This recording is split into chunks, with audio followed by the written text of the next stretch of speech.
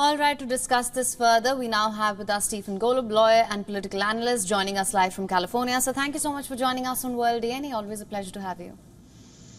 Thank you. Now, sir, of course, the decision says presidents have immunity to official acts, but not all acts are official. So how do you feel the courts will now differentiate going forward? Also, we heard what Joe Biden had to say. He says that this ruling makes it so that the president has absolutely no limits to what they can do. What's your assessment of this?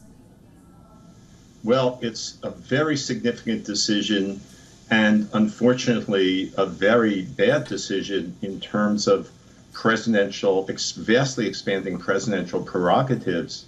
For one thing, official acts can be defined very broadly, and the court seems to be defining official acts very broadly, so that the president has great immunity, not just in terms of what Trump may have done previously that he's on trial for, but going forward. In Justice Sotomayor's dissent, she alleges that as long as it seems somehow to fall arguably within the realm of official acts, a president can take a payment for giving someone a pardon or can have a military unit assassinate a political opponent.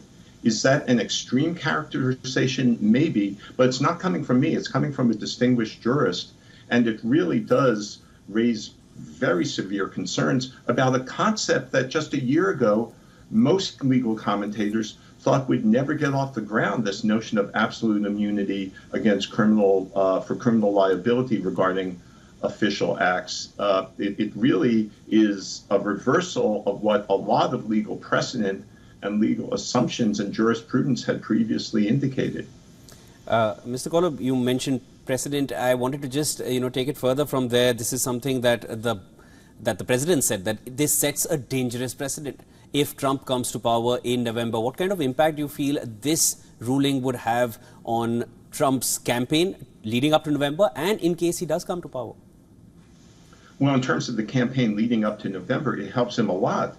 Originally, he was supposed to be on trial on March 4th for these very charges.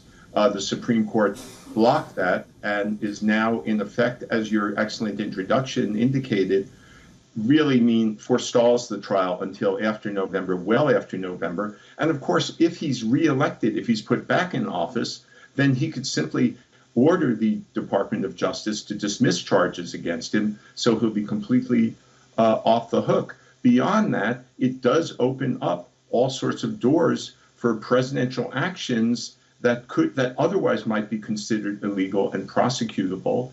But that now, as long as there's some kind of a notion that they're related to official activity, such as even if it's consulting with Department of Justice officials, to pick up a point that Chief Justice Roberts made in his majority decision, even if he's consulting with Department of Justice officials about illegally interfering with the election, it could be considered a matter that falls within his official duties and therefore could not be prosecuted.